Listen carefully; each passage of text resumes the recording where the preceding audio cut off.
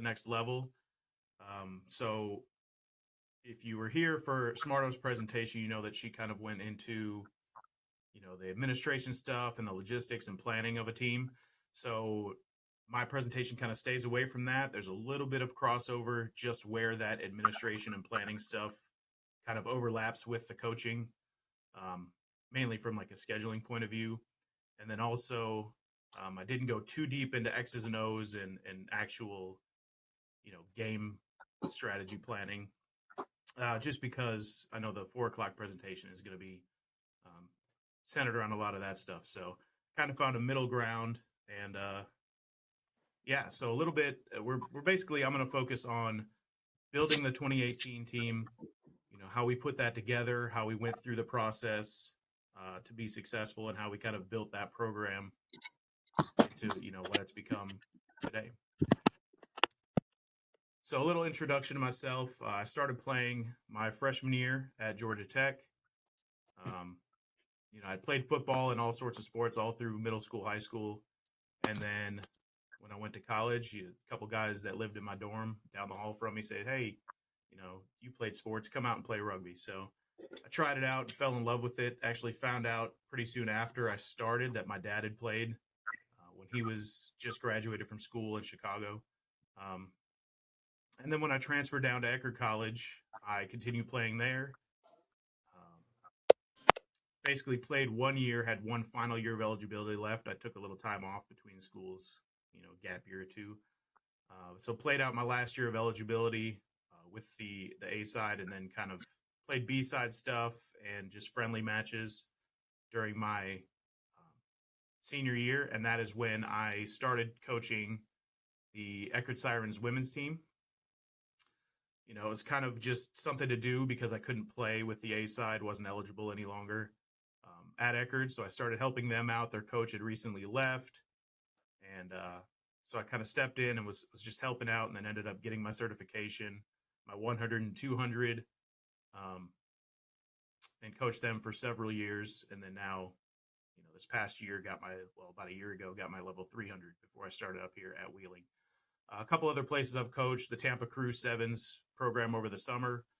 It was just something local while the students were out of school at Eckerd, something to keep me coaching, keep me involved in rugby, keep me, at tournaments, which is what I love to do. It's kind of not really a hobby, but something I like to do on the weekends is anything involved with rugby. So I coached the Enscrow South team, I guess now NCR, but the Enscrow South program, the sevens, and then worked with the 15s and was more of a managerial role for the 15s men's select program, but helped out there as well. I was asked to be an assistant coach at the CRCs in 2019 with the Enscrow Selects with Bryn. It was a great experience.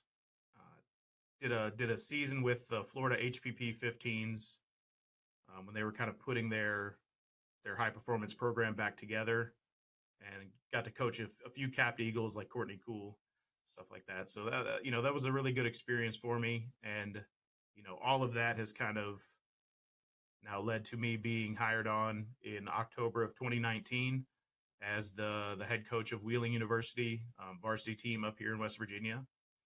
Haven't had a full season quite yet. Started in October and then got shut down again in March. So, um, we're hoping that we can get back to a full season fairly soon. I just put a couple pictures in the presentation. That's me coaching the Sirens. And this one down in the bottom right corner you can see is when we went to the 2019 Spring Championship for USA Rugby. We played 15s with USA Rugby and 7s with Enscrow at the time, just because there weren't very many Enscrow schools near us, which I'll talk about a little bit in my planning of the select side. So the 2018 Enscrow South All-Stars, we tried to really have some key focus areas. Anytime you're trying to bring in a team for a weekend or a week or a tournament or whatever it may be, you want to try to simplify things and keep it as effective as possible. Our focus areas were skill set, mindset, and tactics. Originally, when I wrote this, it was skill set, mindset, and strategy. But I, like Smarto, am a person who likes to label things and be organized. And so having two different parts that started with the letter S kind of caused a problem when I was labeling things. So I changed it to tactics. We're going to look a little bit at the three phases of the tournament. So before the tournament, during the tournament, and then after the tournament, and how those three focus areas kind of play into our planning and our mindset going through the weekend. So before the tournament, and this goes for not only the All-Star program, but really any program, any team that you're coaching, um, there's some things that you want to look at to kind of get on the right page and get everybody together and on the same page. Starting with your goals. It's great to set goals. It's something that, it'll keep you on track. It'll keep you focused on what you need to do. When we started thinking about the All-Star tournament, we asked ourselves, what are the goals? Which of these goals are non-negotiable? The non-negotiable goals are things like have fun, be safe, play rugby to the spirit of the game, things like that. Stuff that no matter what the outcomes are on the pitch, these are the things that you're going to do regardless of how well you play. And then the other side of the goals are the performance-based goals. We came up with really three. The first year, we weren't really sure kind of going in what we were going to be, getting into. It was the first year of the tournament and the first year of the program. And so we started off just with a basic goal of to win some matches, not necessarily all of our matches, not necessarily win anything, any big prize or medal or anything like that. But our first goal was, just to perform well and hopefully win, a match or two or more. Beyond that, we had another goal, performance-based goal, that was we wanted to hopefully take home a medal. And then finally, if everything came together, our goal was to win the tournament. And these are the negotiable ones. These are performance-based. So we didn't expect to reach these goals, but it was something that we were aiming for. So then after we set our goals, we look at what skill set do we need to achieve them. The rugby side of the skill set, it's an all-star team. So there's an expectation that the players that you're bringing in have a basic level, at least, of rugby skill. And we knew that we had some players coming in. I specifically knew what players were coming from Eckerd, from the Sirens, because I had been coaching them. But we knew from Lee University, who the first year was the other team that joined the South, we had players like Haley and Shea Ferguson, Haley Thompson and Shea Ferguson, who had played with the Enscrow Selects before, and they came highly regarded and, recommended by their coach. So we knew that we had some skill coming in. We knew that we had some things in place with some strong players. Lauren Judkins had played with USA South previously and, had I think done a tournament or two with Scion at that point. So we knew that we had the physical rugby skills to kind of compete and play at this level. So then next we had to think about what sort of team skills we needed. The big one for us was communication and the ability to learn quickly.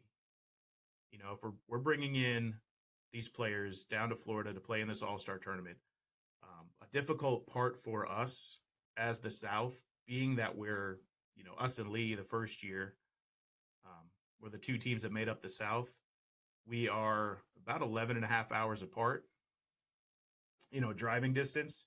So we didn't have a lot of time as far as getting together for camps, or not tryouts, but training days, things like that. So we needed players who had the basic skills and then could gel and apply them quickly, and also have kind of those qualities that we needed as far as teamwork and leadership and stuff like that, so that we didn't want, clashing personalities and stuff to come in, because we only had really a day or two to put this whole thing together. So then we look at, once we kind of find players that we're comfortable with skill-wise and comfortable with mental skill-wise, we look at how do we help them achieve their potential? How do we reach the best level of play that we can get out of these players? And as I mentioned, we needed them to learn quickly. and we needed them to play to our strengths. Which that first year, I think our speed was one of our major strengths. I mean, it has been kind of all 3 years. We knew that we had Shea Ferguson and Kat Shearer and Steffi Franz, who actually you'll hear from Steffi tomorrow. Um, were three of the fastest players, at the tournament, and probably three of the fastest players in Enscrow at the time. Um, and so that was kind of our strength that we needed to bring out and work towards those things in the strategy side. And we needed to come together as a unit. Like I said, we had a day or two to put it all together. And so we needed players that could gel and could kind of get along and understand that we were all trying to achieve the same goal and not come in with this idea that they were going to be the superstar, that they were going to be, the shining star for everybody to kind of look at and realize that we had a lot of good talent on the team and that it was a team goal. So then we looked at how those goals impact our selections. Like I said, we had a lot of good skill, a lot of players who had some previous experience. Kat and Allie from the Sirens had both gone to the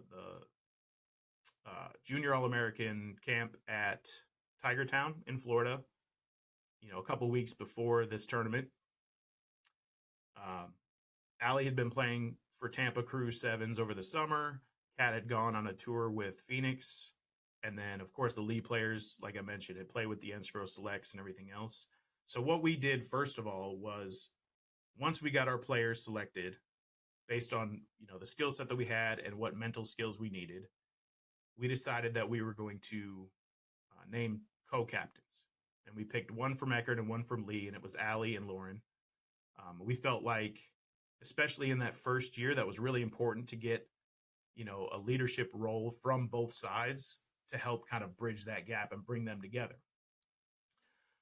And then once we get the team set and we get our strategy together as to what we're going to do and how we're going to make this all happen, then we started to think about what skill set, mindset, and tactics do we need to achieve those goals. So how are we going to install this into our players, in a day or two? And that kind of got to the first kind of day of the tour, I guess you would call it. So we have players come down on the Thursday before the tournament. So they stay Thursday, Friday, Saturday, Sunday. We did a lot of team building really early on. I mean, that was one of the things that, knowing that we had the physical skill, knowing that we had the rugby skill to play, we wanted to focus on those things that brought the team together. We wanted to focus on team building and communication and kind of getting everybody on the same page, again, to allow them to play to their highest potential. We started a group chat. As soon as the team was announced, we started a group chat, and I started the Enscrow South Instagram account and social media. So what we did was made the announcements on that social media, and in the group chat, the players started immediately communicating, introducing themselves, talking about their experience, talking about, kind of what they wanted out of the tournament, what they wanted out of each other and out of themselves. And, we highlighted that. We did like individual announcements. We did the full team announcement and then individual announcements as far as, the players, who's coming, what their past experience is, and kind of hyping them up a little bit.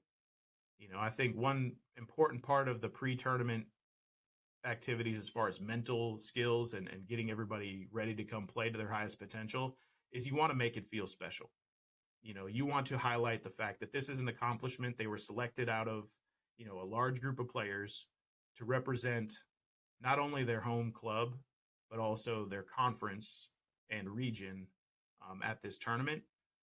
And Smarto talked about it in her presentation as well, but, having that T-shirt or the social item, like she said, she likes bucket hats and the baseball shirts and stuff like that.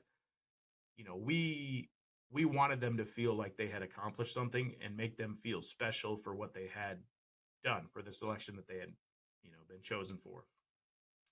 It's one of my biggest pet peeves. Sparto touched on this a little bit, so I won't, kind of go too in depth with it, but if players are paying a bunch of money to travel to a team, or travel to a tournament or come to a select side or whatever, they want to know that their money's being well spent. And part of that is them having something to kind of show for it. We were fortunate enough that half of our team was kind of at home at their home pitch. So we didn't have to worry about travel or hotels for, about half the team each year. So we were able to do our fundraising and then, let them keep their kit, give them t-shirts. We bought bucket hats one year, as you could see on the screen, which were a huge hit. I love those. But it's something that it has been a pet peeve of mine when players pay $500, $600, $700 to go to some tournament or a selection camp or something like that, and they come back and don't have even a t-shirt to show for it. So that's part of what we do to kind of make them feel like they had accomplished something, is to let them keep something when they leave. So getting to the actual training part of things, Thursday night we have everybody come in. We run through our system, which we've run kind of a link, a gun, a 3-1-3, whatever you want to call it, system for all of these years, and kind of play to our strengths with our speed, spreading the ball, using it back and forth, side to side, touchline to touchline, and trying to create an overlap to then exploit our speed and score. When we looked at selections, I specifically kind of focused more on finishers, players who could score, players with good ball handling skills. If you're being looked at for a select side, you probably have a basic level of defensive skill. You can make tackles when you need to. You can, do the basic stuff. I did not focus entirely on, I didn't really focus too hard on defensive skill. I didn't pick a lot of players who were known just for their tackling, because I felt like at the tournament that we were going to, at the level we're at, if we can keep the ball and score, obviously the other team doesn't have an opportunity to score, but also if we can just keep enough pressure on the team, eventually mistakes are going to be made, handling errors. We might steal a line out or a scrum, or a takeaway, or poach something in a ruck. So I didn't focus too hard on those players that were all defense and then didn't have any hands or couldn't score, things like that. So I focused a lot on scoring players. The system that we introduced Thursday night, we run them a pretty hard training session. So the idea there is we wanted to get the players as tired as they would be after maybe a day of rugby. So it was a pretty long session. I think it was almost an hour and a half of constant drills. Everything had a ball. Everything was based on action and communication. There wasn't a lot of stand around teaching time. Once we got the system in place, it's a pretty simple system to run. And we just made sure that mechanically they could do it at a high speed for a good amount of time to be fit and in shape. And then once the mind starts going when they're tired, we wanted them to make good decisions. So everything we did was kind of speed and intensity focused to kind of ramp up our system as much as possible, so they felt what it was like when they're tired, when they're having to go at a speed that they might not have played, especially sevens. This tournament happens in January, so a lot of teams haven't started their 7 seasons yet. A lot of teams play in the spring, so they haven't even started working with sevens yet. So they're coming from a 15s kind of season and rolling right into this. So it was something that we wanted to do, was kind of get them up to 7 speed and gear up as much as possible. But then also we do it Thursday night to give them time Friday to recover, to kind of, rest and not be dehydrated or just worn out or sore or anything from the Thursday night training.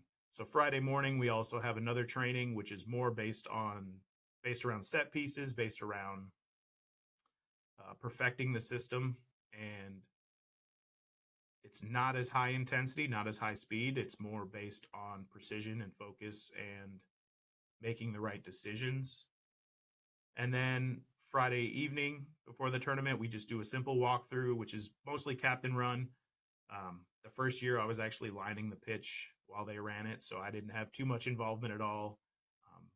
My assistant coach from Eckerd, Kelsey, was helping out, kind of monitoring as well. But again, we're kind of hands off there. That last walkthrough is just kind of for them to run through everything that we've done once, just to solidify it in their mind and reinforce the accuracy. So they know where to go, where to be, and what situations we're going to pull out, what plays, things like that. A big part of the weekend for me, and again, this is very much based around the mental aspect of it, is we've done a jersey ceremony all 3 years. Even if you're coming from a team where they don't get to keep their jerseys, it's not every day. It's not every team that gets these jerseys to keep every year. I've been fortunate that I've worked with my printing company, Tighthead Supply, to kind of donate these jerseys to the team each year. So, but we do, some type of jersey ceremony. We've been fortunate that we've had dinners kind of donated from local businesses. So we'll do a team dinner, we'll do a jersey ceremony, and that just sort of highlights again that it's an accomplishment, that they're playing at a representative level, and kind of reinforces that idea that they're representing their home club and also their region. And it makes them feel, if you feel good about yourself and you are confident in what you've achieved, I feel like you're going to play better overall. So it gives them that little extra, something to make them feel good. So that's all before the tournament. Once we get to the tournament, we get away from kind of building the skill and more just executing on it. We still have a good bit of mental skills and mental work that we do during the tournament.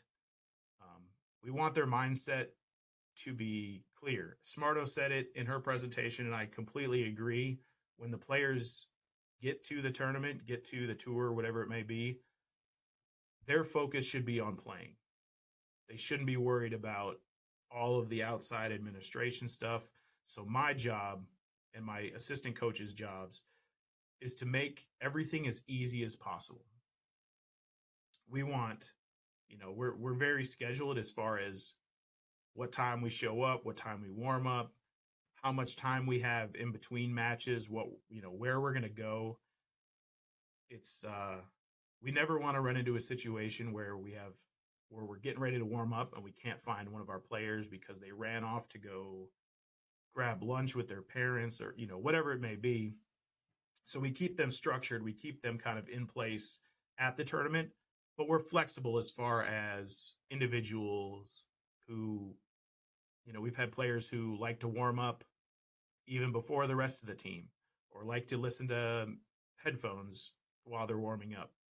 And as long as it's not something that we need their attention for, if they're just stretching or just getting a little jog in to get their legs loose or whatever as part of, the beginning of our warm up, if they wear headphones, that's totally fine.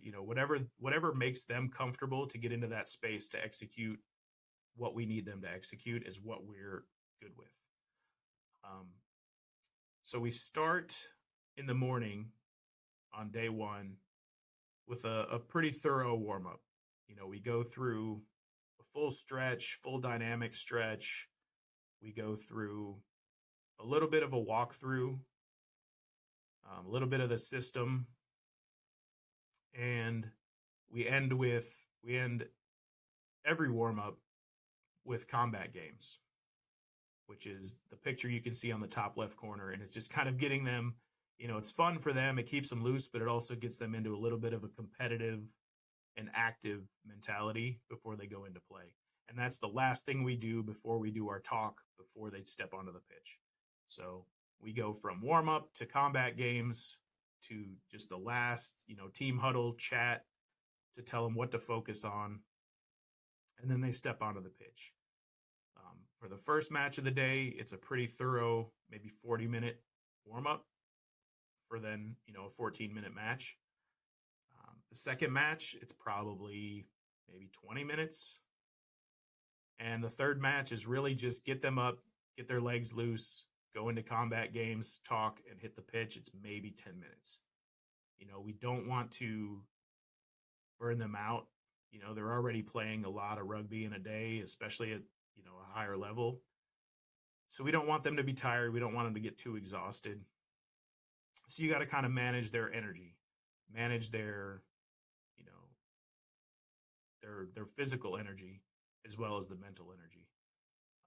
So we kind of start with that big warm up and then pare it down as we go throughout the day. We manage the team time as much as possible. That goes along the lines of, them not having to think about and worry about stuff. So we'll have food in the tent.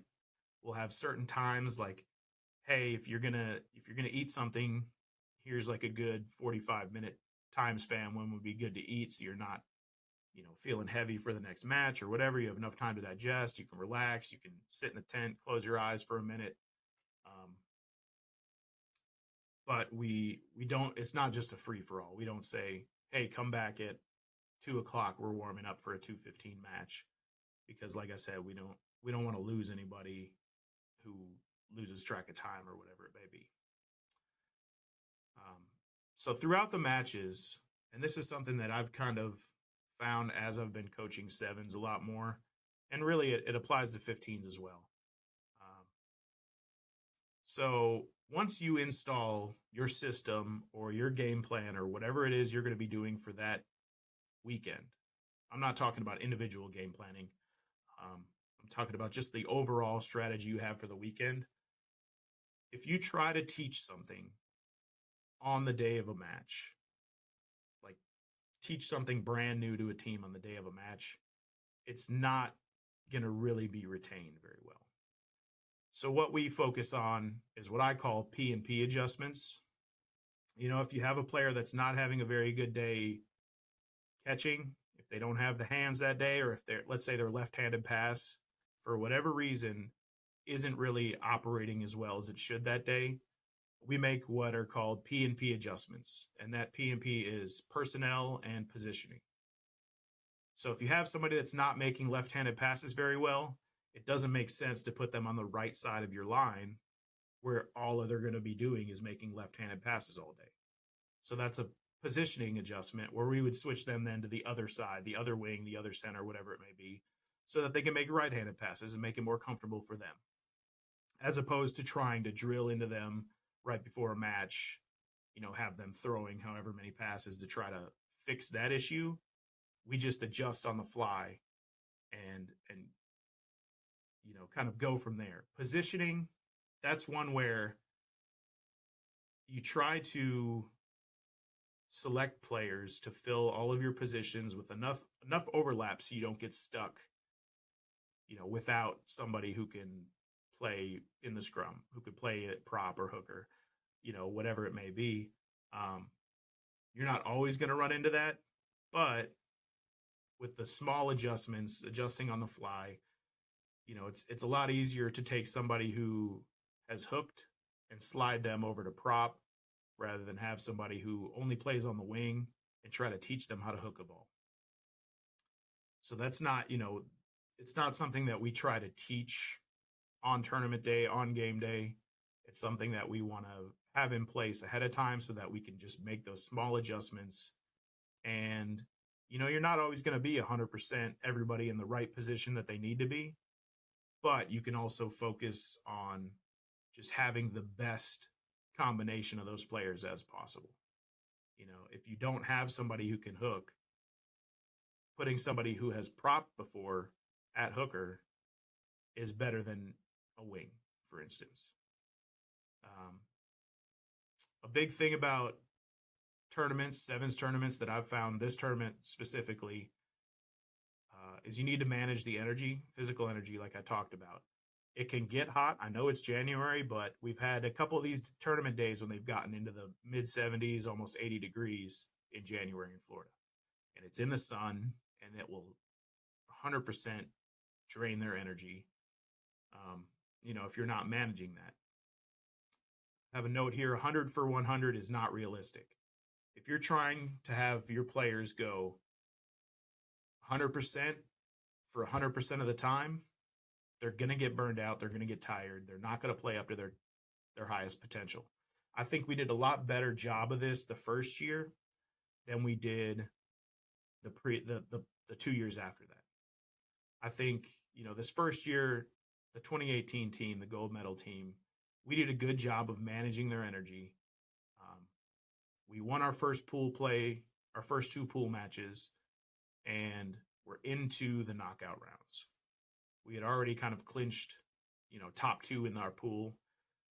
So the third pool play match was against Prairie States. We got some players who hadn't gotten a lot of playing time, hadn't started. We got them a good amount of playing time, and kind of sacrificed a win, actually, in that third pool match. But we allowed them to get some more experience, and it allowed some of our players who had started and played most of the first two matches to get a little bit of a rest and manage their energy a little bit. And that's something where we didn't do as good of a job the second and third year. And I think part of that was just because we really wanted, we had seen the teams after the first year, so we knew kind of who we didn't want to see in the quarterfinals and the semifinals. So we went pretty hard to try to win all of our pool matches, and didn't do as good of a job of managing the energy of some of our key players. And then, the first year with Kat and Steffi playing, we did a good job managing them. And the second year, by the time we got to the final, and Bryn would tell you the same thing, we played the same team in the final that we played the first year, and we got worked the second year by Prairie States. And part of that was because we had relied pretty heavily on Kat and Steffi through all of the pool matches, trying to get a good matchup for the quarterfinals and semifinals. And by the time we got to the final, they were exhausted. Kat was just completely burnt out, tired. I think she had played, a very high percentage of the minutes all the way leading up to that point. And we had some tough knockout rounds as well. So, we did need some of those players to continue to play. But Steffi, I think, scored the only try that we scored against Prairie States in that final the second year. And it was like a 90-meter try where she zigzagged all the way across the pitch. And that was it. That was her energy for the entire match. And it was fairly early on that it did that. And she just, had been playing so much and scored, I think it was like 14 tries on day one or something like that, 11 or 14. And just didn't have the energy, after that long run to really keep up with the rest of the match. And I think that kind of, that was on us. That wasn't on them. It wasn't that they were ill prepared for the matches. I think we just didn't do a good enough job of managing the energy and managing our players. And that was, unfortunately, that was what ended up costing us that second year.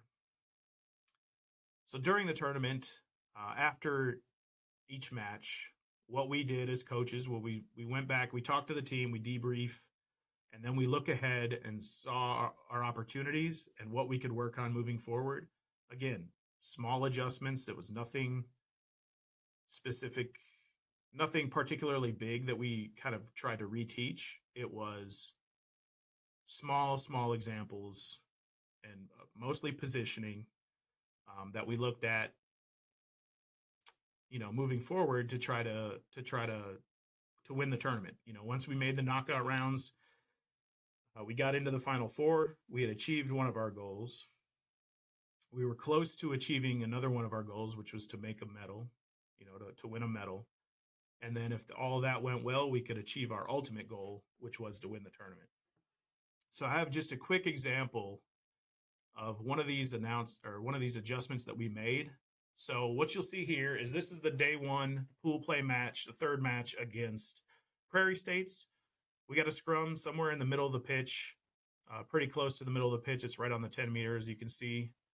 And Lauren was playing scrum half for us at the time. Kat was playing basically first receiver off of the scrum.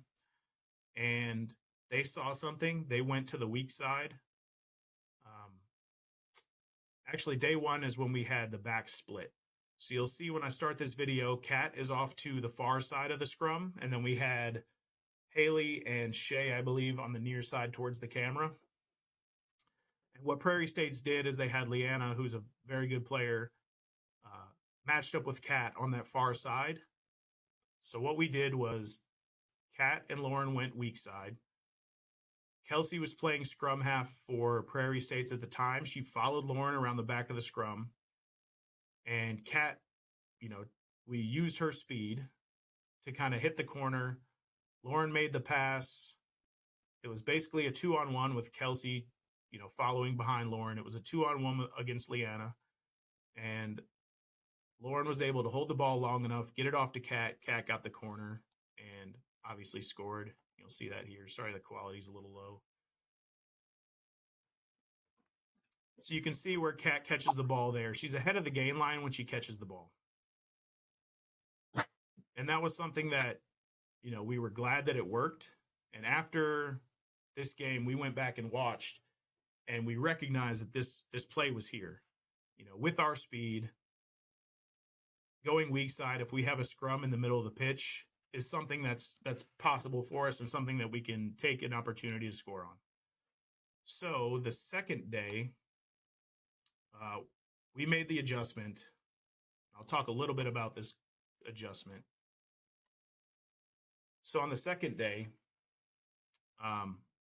we talked to Lauren, we talked to Kat, and we said, hey, this is going to work.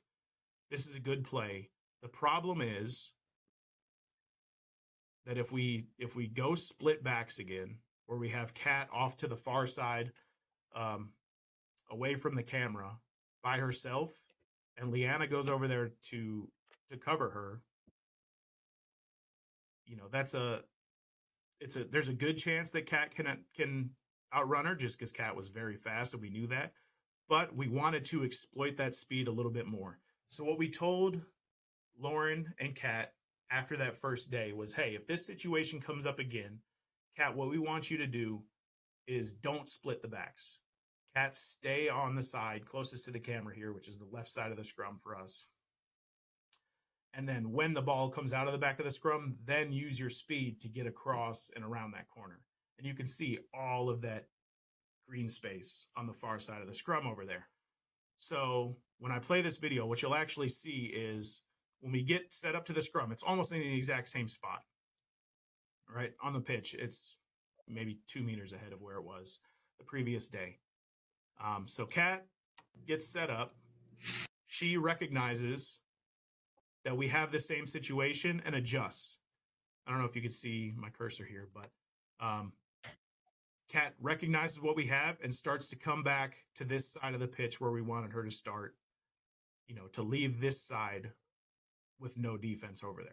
So Kat comes over here, bumps Haley out, and I think Shay was still out on this wing.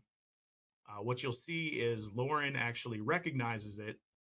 She picks up the ball. She looks, kind of sees she sees Kat. And it clicks in her head, wait, why is Kat there? Then you'll see her look up, look over at the defense, see that this play that we just talked about, from the day before is on. She looks back at Kat. I don't know if you can hear, you should be able to hear the audio. She gives Kat, the call. She says, yes, Kat, it's on. Turns back, gives one more look at the defense, and, and the play runs. So the reason this only worked, I think, because, let me say it this way. This play would not have worked if we had kept Kat on that far side. It only worked this second time because we moved her over to this side. As you'll see from the video, Kelsey doesn't follow Lauren around the back of the scrum. She stays on her side and then, basically makes a tackle on Lauren as she gets rid of the ball. Kat takes this ball where she took the first one from the day before at or just ahead of the gain line. She receives this ball, probably 5 to 7 meters behind the scrum, behind the gain line. And that's because Kelsey doesn't follow Lauren, our scrum half, around the backside of our side of the scrum. She breaks off and goes around her side and takes away what we had from the day before was a 2-on-1 against Leanna with Kelsey chasing behind. Instead, now becomes really like a 2-on-2 with Kelsey. And then Leanna's actually coming across, trying to chase Kat, across to the other side of the pitch, which is what we wanted to do to kind of exploit her speed. So if we had kept Kat on that far side and Kelsey would have come around the scrum, she would have stepped up to tackle Lauren. Leanna, being the great player that she is, would have been able to get up on Kat in her face, 5 to 7 meters behind the gain line to stop this play from happening. So by moving Kat over to the close side here, we knew that she had a speed advantage over Leanna. So when she hits this hard line around the back of the scrum and Kelsey goes to her side of the scrum, we still kept that 2-on-1 because of Kat's speed advantage. So you can see the Prairie States, the two players here actually recognize what's happening. Kat leaves a little bit early. I think she got a little nervous, didn't fully kind of back the fact that she was going to get that corner because of her speed. But you'll see that, if we had kept Kat over on this far side, this play would have been a lot lower percentage chance that it could have worked. So you'll see Kat walks over. Green 5. Green 5. Realizes what's happening. Kat, yes.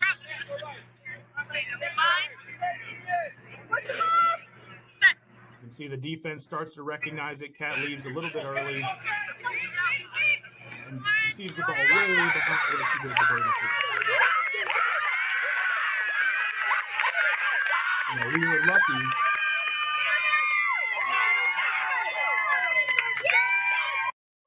We were lucky that she was still fast enough to get that corner because, Kelsey recognized what was happening at scrum half for Prairie States and would have stopped it, I believe.